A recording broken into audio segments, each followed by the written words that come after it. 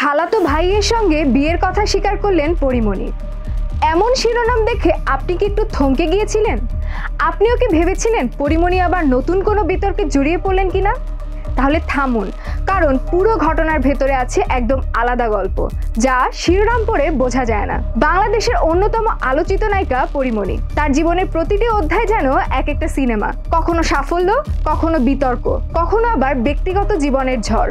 সবসময়ই তিনি খবরের শিরোনামে। কিন্তু সম্প্রতি দেশের একটি স্বনামধন্য সংবাদ মাধ্যম এমন এক খবর প্রকাশ করে যা মুহূর্তেই ভাইরাল হয়ে যায়। শিরোনাম ছিল, খালাতো ভাইয়ের সঙ্গে বিয়ের কথা স্বীকার করলেন পরীমণি। এই শিরোনামটা এতটাই চমকপ্রদ ছিল যে হাজার হাজার মানুষ সেটা ক্লিক করেছেন, শেয়ার করেছেন, এমনকি মন্তব্য করেছেন।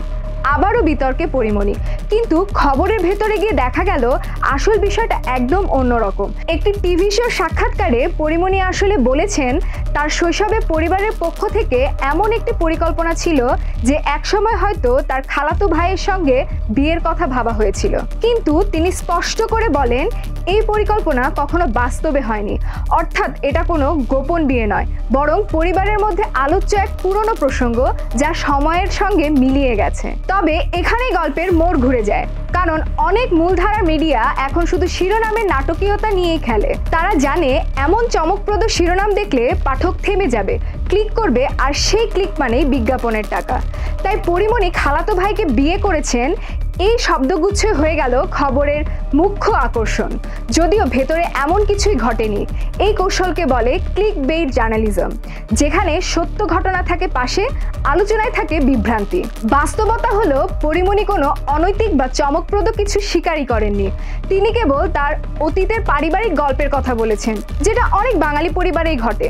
যখন ছোটবেলায় মজা করে বলা হয় এই ছেলেটা তোমার বর হবে, কিন্তু সেটাকে যখন সংবাদ মাধ্যম বিয়ের স্বীকারোক্তি বানিয়ে ফেলে তখন মানুষ বিভ্রান্ত হয়, আর একজন শিল্পীর ভাবমূর্তি ক্ষতিগ্রস্ত হয়। এর ফলে দেখা যায় একজন তারকা, যিনি হয়তো একটি সিনেমার প্রচারণা, নতুন কাজ বা মাতৃত্ব নিয়ে কথা বলতে এসেছিলেন, তার বদলে খবরের ফোকাস ঘুরে যায় সম্পূর্ণ অন্যদিকে। এইভাবেই ক্লিকবেইটের কারণে সংবাদ হারায় তার মূল উদ্দেশ্য, সত্যকে তুলে ধরা। আমাদের এই ডিজিটাল যুগে সত্য মিথ্যা যাচাই না করে খবর শেয়ার করা খুবই সহজ। একটা নাটকীয় হেডলাইন মানুষকে আকর্ষণ করে, কিন্তু ভেতরের সত্যটা প্রায়ই হারিয়ে যায়, আর সেই সুযোগে জন্ম নেয় গুজব, ভুল ধারণা আর একের পর এক বিভ্রান্তি। এই জায়গাতেই আমাদের দায়িত্ব খবরের ভেতরে ঢুকে সত্যকে খোঁজা, শুধু শিরোনাম নয়, পুরো বক্তব্য বোঝা। পরীমণি হয়তো আবারও প্রমাণ করলেন তিনি যতটা পর্দায় সাহসী, বাস্তবেও ততটাই খোলামেলা। কিন্তু এই ঘটনার পর আমাদের ভাবতে হবে, আমরা কি সত্যি সংবাদ পড়ছি নাকি শুধু শিরোনাম গিলছি? কারণ হেডলাইন দেখে রায় দিলে সত্য সবসময় হার মানে।